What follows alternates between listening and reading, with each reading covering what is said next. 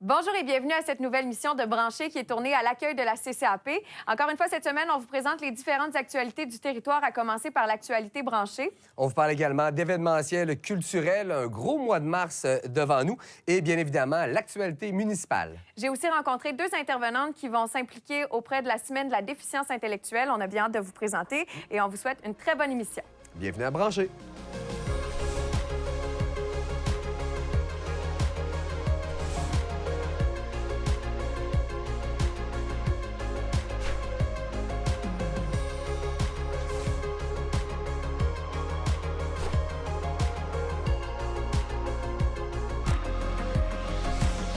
L'actualité branchée cette semaine commence avec un de nos personnages à CCAP.tv, Cablo. Tu as quelques informations à nous donner. Ben oui, Cablo que je décrirais en fait comme la vedette de la CCAP depuis son arrivée. Alors on vous rappelle en fait qu'il est possible pour vous, si vous êtes à l'organisation d'événements, d'avoir la présence de Cablo lors de votre événement. C'est plutôt simple, vous n'avez qu'à remplir un formulaire qui est disponible dans la section implications et commandites du site de la CCAP. Et Mélissa, tu le sais, tu t'impliques dans beaucoup d'événements. L'impact d'une mascotte dans un événement où il y a des jeunes, c'est toujours remarqué. Notre gros Cablo orange, là, les enfants sont vraiment attirés vers lui dès qu'il arrive. Puis honnêtement, ça fait plein de beaux sourires et de bons souvenirs. Tout à fait. Donc, un simple formulaire à remplir et qui sait peut-être que Cablo participera à votre événement. Et du côté des débrouillages, je trouve super intéressant, celui dont je vous parle cette semaine, c'est TVA Sport et TVA Sport 2 qui seront en débrouillage du 15 mars au 17 avril. Donc, si vous êtes un fan du Canadien et que vous les suivez sur RDS, bien, vous aurez entre le 15 mars et le 17 avril une raison de plus d'être déçu. Ouais. Une fois par semaine, il y a les matchs du veux? samedi. De mon côté, pour les productions de CCAP.tv, on est à la recherche de partenaires. Donc, si vous aimeriez avoir une belle visibilité pour votre entreprise, c'est l'occasion parfaite pour vous. On a un nouveau concept télé qui va arriver en janvier 2019. Et là, on recherche une entreprise qui voudrait nous aider à le financer. Oui. Vous avez qu'à vous rendre sur notre site Internet dans la section Produits publicitaires et opportunités de visibilité, www.ccap.tv. Je trouve que c'est tellement une belle opportunité qui est proposée aux entreprises d'ici. On le sait, dans Parlons-en, on a parlé en fait de l'importance de consommer local, puis on s'aperçoit qu'on n'est pas toujours au courant de toutes les entreprises, tous les organismes qui nous entourent. Donc, je trouve que c'est une super belle occasion d'aller chercher de la visibilité via une organisation qui est très implantée dans son milieu. Une belle occasion aussi pour vous d'avoir des réponses à des questions que vous vous posez. C'est en nous les envoyant au info@ccap.tv pour Parlons-en. Francis, tu as deux nouveaux thèmes à nous présenter. Oui, bien, nos prochaines émissions porteront justement sur la clientèle d'affaires et les organismes du territoire. On sait qu'il y a des regroupements d'affaires très dynamiques. Du côté de Sainte-Brigitte-de-Laval, il y a les CATS aussi. Alors, on va rencontrer des membres de ces différentes communautés afin de savoir qu'est-ce qui se passe lors de ces différents événements, mais également parler d'une problématique au niveau de la main-d'œuvre locale qui est de plus en plus difficile à trouver. Donc, peut-être échanger puis se donner des petits trucs, des conseils sur comment bien partager des ressources, par exemple. Les petits chefs de Cablo Express vont encore être diffusés dans les prochaines semaines. Et pour les prochaines émissions, on va vous apprendre à faire un tartare croustillant au saumon, croque-pinotte et mijoté. C'est au menu dans la cuisine des petits chefs de Cablo. Vous allez pouvoir voir les émissions à 7h, 11h30 et 16h30 tous les jours. À vue d'ici, pour la 7e émission, on va faire une visite du côté de Lac-Beauport et on va visiter la Fondation Cité Joie.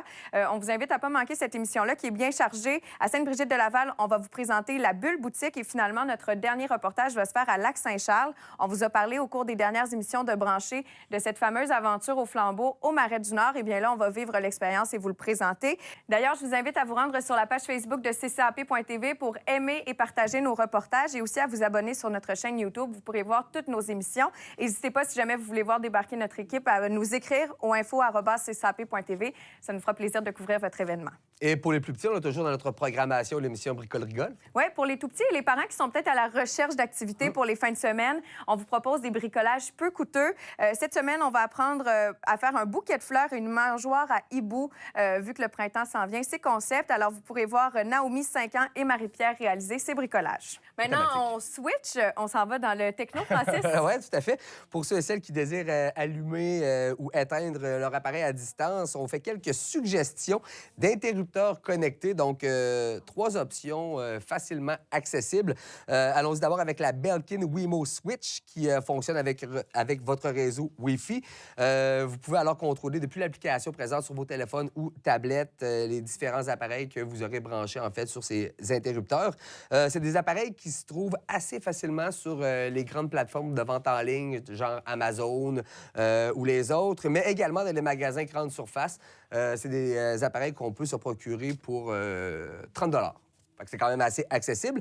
Un autre modèle, le TP-Link HS110, qui, lui, en plus de calculer la consommation d'énergie, qui vous permettra ainsi de faire des économies, c'est une prise qui est complètement modulable. Donc, vous n'avez qu'à brancher cet appareil dans une prise électrique et brancher l'appareil que vous désirez contrôler à l'intérieur. Vous pourrez ainsi simuler votre présence en allumant les lumières du salon ou en mettant vos appareils en veille quand vous êtes à l'extérieur.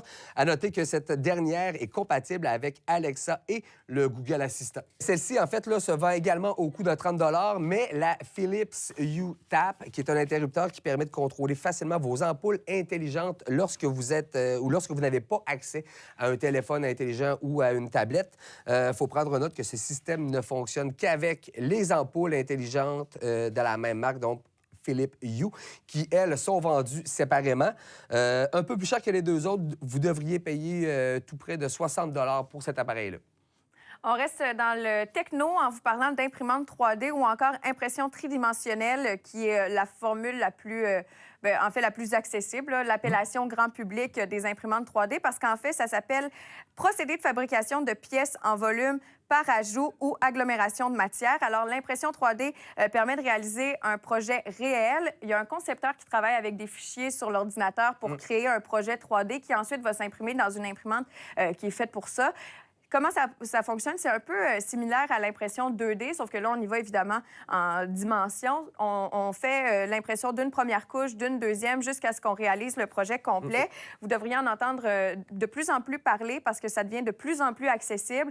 Des imprimantes comme celle-ci pourraient arriver dans votre bureau de travail ou encore éventuellement à la maison. Donc, on reste à l'affût des nouveautés côté 3D, mais c'est assez impressionnant de savoir que maintenant, on peut imprimer des objets. Puis, honnêtement, avec un peu d'imagination, on a vu plusieurs petits projets d'entreprise commercialiser différents équipements, différents appareils. Et je vous dirais même que l'année dernière, il y a eu une première en Europe. C'est une maison de 300 mètres carrés qui a été imprimée en 3D. Elle est habitable. Ça a été fait en Russie par un groupe d'entreprises appelé le AMT Specavia. Ils m'ont fini par le dire correct. Ils ont terminé la construction de cette structure qui a été commencée en 2015 et qui pourrait assurément être la plus impressionnante et la plus grosse impression 3D réalisée à ce jour.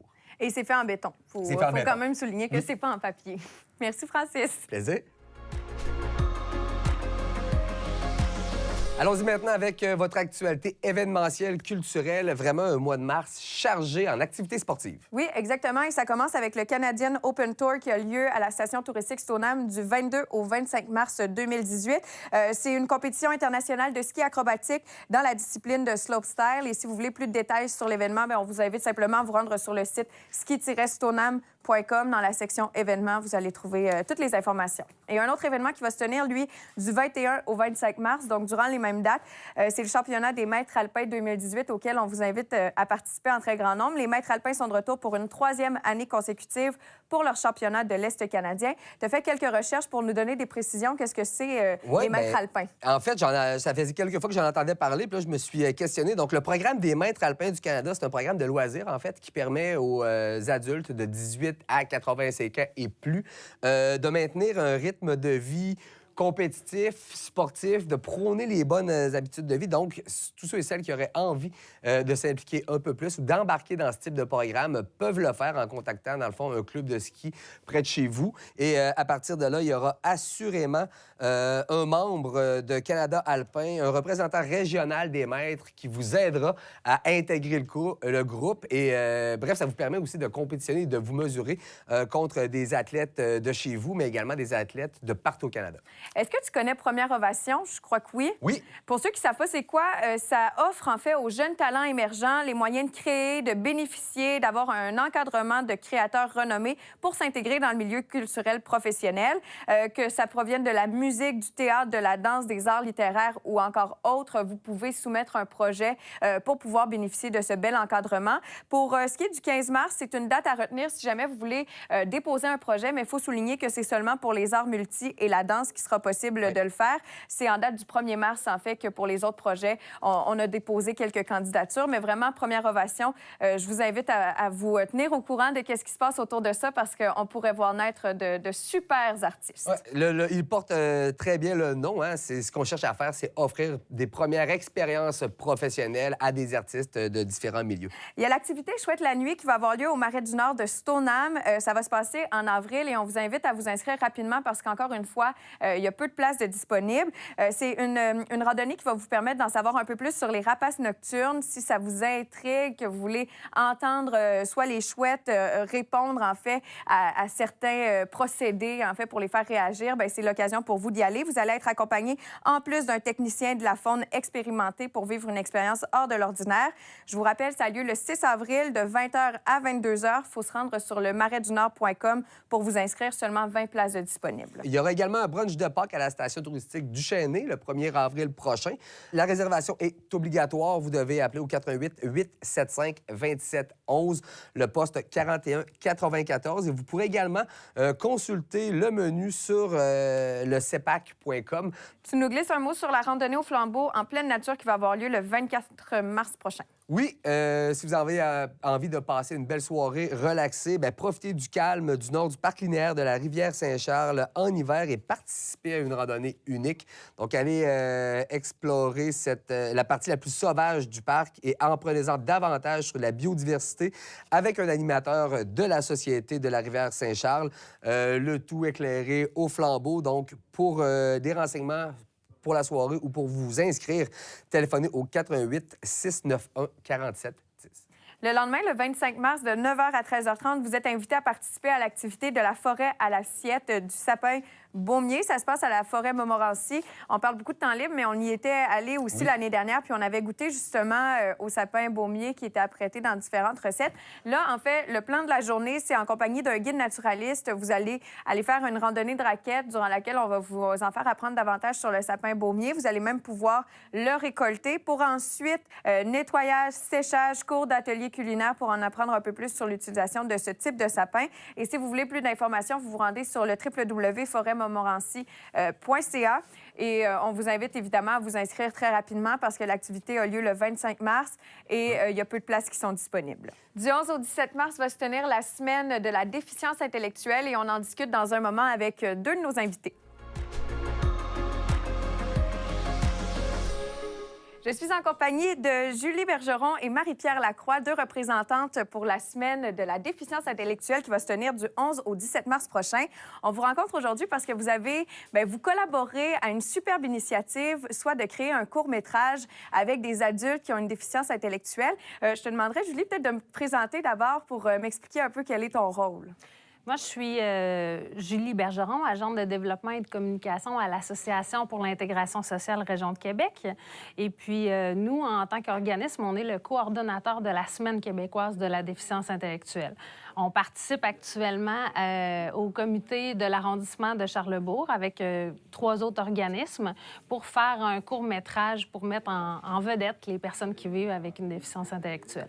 Marie-Pierre, pour ta part, aujourd'hui, tu représentes un de ces organismes qui est impliqué dans ce beau projet. Oui, exactement. Je suis Marie-Pierre, la coordonnatrice de la Corporation Les Jeunes handicapés de Charlesbourg. Un mois avant que l'événement ait lieu, le 16 mars prochain, vous interagissez avec les personnes que vous avez sélectionnées pour faire le court-métrage. Vous les faites participer à toute l'élaboration du projet, puis ensuite au tournage pour le film. Expliquez-moi un peu pourquoi vous avez eu cette idée-là de créer un court-métrage, puis qu'est-ce que ça implique pour vous en temps, justement, en sélection des futures personnes qui vont collaborer au projet. Bien, en fait, à chaque année, pour la Semaine québécoise de la déficience intellectuelle, on fait un petit projet là, pour présenter les organismes, pour présenter la déficience intellectuelle, pour faire connaître ça plus aux gens. Puis cette année, on s'est réunis les 3 organismes, les 3 représentants de chaque organisme, avec la collaboration de la Ville de Québec. On a décidé de faire un gros événement pour eux, leur faire leur court-métrage de A à Z pour que eux puissent, pour une fois, participer à ça, faire une grosse soirée pour eux autres. Il va y avoir le making-of aussi. Je pense que c'est intéressant de montrer aux gens qu'ils sont capables de faire comme tout le monde. Je veux pas de créer quelque chose aux autres aussi. Julie, en tant que coordonnatrice de cette semaine-là pour la déficience intellectuelle, c'est quoi l'objectif de mettre en lumière justement ces personnes-là? On le fait avec le court-métrage, mais pour ce qui est des gens qui connaissent peut-être pas vraiment la déficience intellectuelle, est-ce que vous avez un objectif? Bien, c'est vraiment une sensibilisation grand public. On veut démystifier la déficience intellectuelle. On veut montrer le plein potentiel des personnes. On veut humaniser chaque personne, puis que les gens découvrent des réalités vraiment différentes et puis propres à chaque individu, la personne d'abord et avant tout.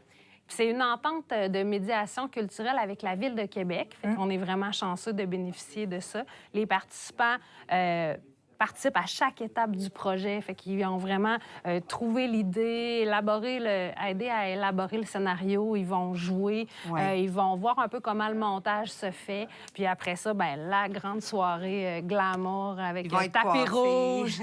Oui. Ils vont être coiffés, maquillés. Il va y avoir les photographes. Traitement royal. Exactement.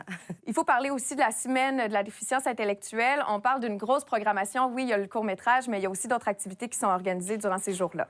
Oui. On a premièrement le cocktail d'ouverture, le lancement de la programmation qui est le 8 mars à l'IRDPQ.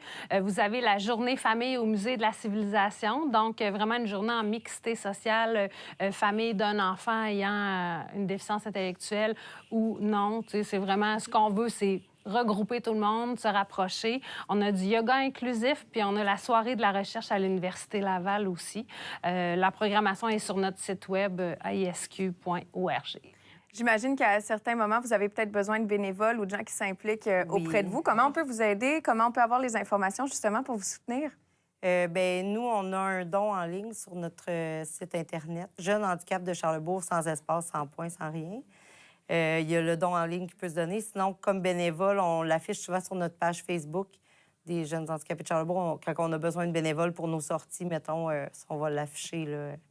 J'ai invité les gens à vous suivre. Puis pour vous, est-ce que c'est la même chose? On vous suit sur les réseaux sociaux, site Internet? On a un site Internet, aisq.org. Il y a toujours possibilité de faire des dons en ligne. Les bénévoles, évidemment, ils peuvent nous appeler à l'association. On est toujours ouvert. Il y a Saïra aussi, qui est l'autre organisme qui participe avec nous au comité de l'arrondissement. Et la PHC. Ces deux organismes-là aussi, je crois que le don peut aider. Et puis le bénévolat, sans aucun doute. Donc, merci beaucoup de votre implication. J'invite évidemment les gens à vous soutenir de différentes façons. Et je rappelle que la semaine pour la déficience intellectuelle va se tenir du 11 au 17 mars prochain. Et c'est le 16 mars qu'on va présenter le beau projet de court-métrage.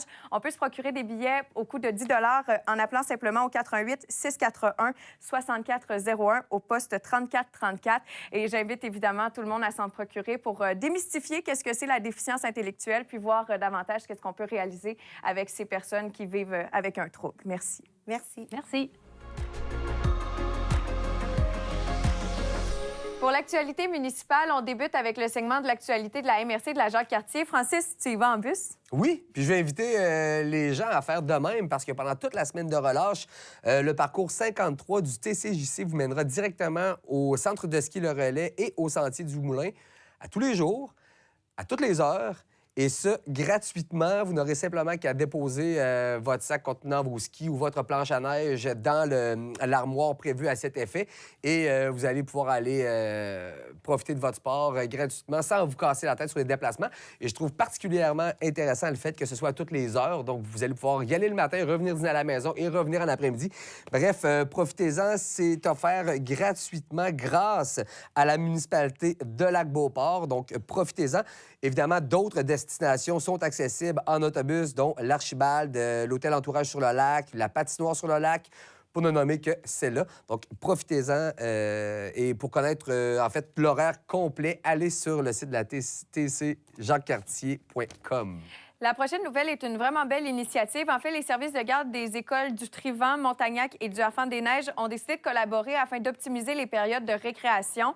Pour les aider à la réalisation du projet, c'est la Fondation McConnell qui a octroyé une subvention considérable de 78 000 sur 3 ans. Le projet des récréations de qualité va se dérouler sur 4 années qui va permettre à 2000 enfants de vivre leur récréation différemment dans un environnement stimulant qui non seulement favorise la réussite éducative, mais aussi la santé physique, mentale et émotionnelle. En plus de les motiver à participer à la vie scolaire, le projet prévoit également des changements dans l'encadrement des périodes de récréation pour qu'elles soient mieux adaptées aux différents besoins des élèves. Il va y avoir des surveillants supplémentaires qui vont être ajoutés sur la cour pour animer différentes activités. Donc, surveillez ça pour les services de garde des écoles du Trivant, Montagnac et du Harfang-des-Neiges. D'ailleurs, on doit le souligner, là, quelle belle initiative. Tout à fait. Le 27 mars prochain, vous êtes invité par la SDE de la Jacques-Cartier à la conférence de Mme Labrisky. Mme Labrisky, avec sa conférence « Votre marque a-t-elle besoin d'amour ?» saura vous éclairer avec de judicieux conseils. En plus de traiter des bases du marketing et de la communication, Mme Labrisky vous expliquera l'intelligence marketing à oser. Qu'est-ce qu'il faut faire pour se démarquer, en plus de parler de la force d'une image de marque bien traitée, une image de marque à laquelle on donne de l'amour. Et inscrivez-vous au sde.jacques-cartier.com, mais allez faire une recherche aussi sur Internet pour en découvrir plus sur Mme Labrisky. Histoire super intéressante, personnage super intéressant aussi.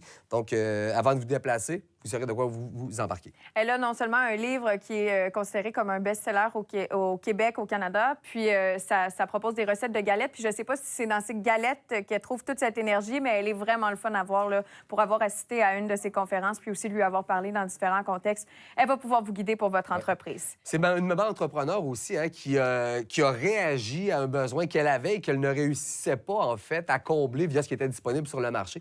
Donc, allez voir ça. Oui. Si vous voulez connaître tous les détails pour les autres événements, activités de la région de la Jacques-Cartier, vous pouvez vous abonner à la page Facebook de la MRC. Et chaque vendredi, la MRC vous propose son agenda du week-end.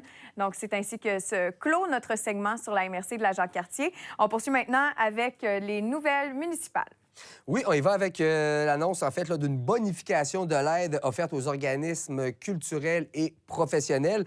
La Ville de Québec bonifie son programme Vitalité culturelle qui permet, en fait, de soutenir le fonctionnement de nombreux organismes professionnels de Québec.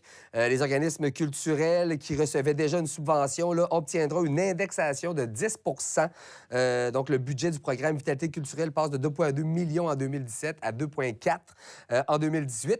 Le programme Vitalité culturelle existe depuis 1994. Il permet d'encourager les organismes ayant pour mission la création, la production et la diffusion des arts et de la culture ainsi que la diffusion du patrimoine. Pour les gens qui sont de Lac-de-L'Âge, on a le Nouveau de la joie qui est enfin arrivé. En fait, c'est un nouveau format du journal qui vous est offert. On parle d'un format plus actuel, pratique et surtout écologique. Il a été refait de A à Z, tout comme le site de la ville de Lac-de-L'Âge. Donc, vous pouvez vous rendre sur le site pour avoir tous les détails. Et sachez aussi que la municipalité de Lac-de-L'Âge se trouve maintenant sur Facebook. Donc, vous pourrez la suivre d'encore plus près. Oui, et une autre offre exclusive aux résidents du Lac-de-L'Âge et de Stoneham. Encore des promotions. Il y en a plusieurs hein, pour les résidents de ces municipalités-là. Eh bien, il y en a une qui s'ajoute obtenez 15 de réduction sur tous les soins à la carte au manoir du Lac-de-L'Âge, sur l'accès aux bains et sur tous les produits à prix régulier. Une offre qui est valide jusqu'au 31 juillet. Et pour profiter donc de ce 15 de rabais, vous n'avez qu'à présenter une preuve de résidence, que ce soit à Lac-de-L'Âge ou encore à Stoneham.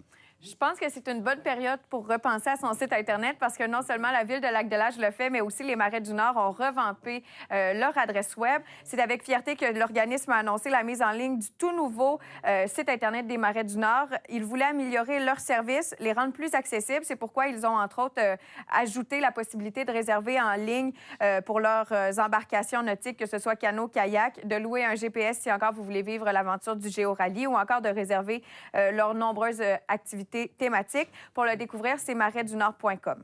Le marché public de Saint-Gabriel de Valcartier, qui sera de retour pour sa 3e édition, est actuellement à la recherche d'artistes et de fournisseurs de prêt-à-manger. C'est une 3e édition et ça aura lieu au centre communautaire sur le boulevard Valcartier tous les jeudis de 14h30 à 18h30. Et pour la 3e saison, on a demandé aux gens qui ont participé par les années passées qu'est-ce qu'ils appréciaient particulièrement. Et le fait de pouvoir acheter du prêt-à-manger ou des desserts et pâtisseries était quelque chose qui est ressorti à plusieurs reprises. Donc, on est actuellement à la recherche d'une personne ou d'une organisation prête à offrir ce service. Si ça vous intéresse, vous pouvez communiquer. Si vous êtes intéressé, en fait, à offrir le service de prêt-à-manger ou encore vous désirez une table ou un kiosque, communiquez avec Mme Joanne Gosselin sur la page Facebook Le Marché public de Saint-Gabriel de Valcartier. Donc, c'est la voie à faire pour communiquer avec eux. On vous rappelle que le service est très apprécié et qu'on recherche actuellement. Ça, c'est un bon signe. Quand on commence à parler de baseball, ça veut dire que l'été s'en vient, l'hiver achève. Pour le baseball mineur de Sainte-Brigitte de Laval, vous avez jusqu'au 25 mars pour procéder à l'inscription de votre enfant pour la saison de baseball 2018. Il y a une nouveauté cette année. L'inscription est possible dès 3 ans. Donc, si vous voulez initier vos enfants très jeunes au baseball, c'est le moment de le faire. Rendez-vous sur la page Facebook Baseball mineur de Sainte-Brigitte de Laval pour trouver le formulaire pour l'inscription de vos enfants. Une opportunité encore qui s'offre à vous pour célébrer la fête de Pâques le 6 avril 2018. C'est à la bibliothèque de Saint-Gabriel de Valcartier que ça aura lieu. Vous êtes invités de 18h30 à 19h à venir fêter Pâques à la bibliothèque. Contes, chansons, ganteries et chasse au coco sont à l'horaire. C'est une activité gratuite pour les 3-7 ans. Et pour terminer, l'actualité municipale, le 6e international de traîneau à chiens Valcartier et la journée des résidents va avoir lieu le 17 et 18 mars prochain. Le village vacances Valcartier organise sa 6e course de traîneau à chiens, un événement qui gagne en popularité et qui verra cette année plus de 150 compétiteurs qui vont prendre le départ. Et tout comme l'an passé, une course pour les enfants va être organisée la deuxième journée, le 18 mars, même journée que la tant attendue journée des résidents. Cette année, sur la présentation d'une preuve de résidence, vous allez pouvoir avoir l'entrée gratuite pour voir les courses de traîneau à chiens, mais aussi vous procurer un billet passeport racking au prix réduit de 12 $. Et c'est ainsi que se termine notre émission de Branché. Oui, on invite les gens à communiquer avec nous via le info@ccap.tv, que ce soit pour nous soumettre de l'information que vous aimeriez nous voir promouvoir ou encore participer en personne sur notre plateau. C'est l'adresse à utiliser pour communiquer avec nous.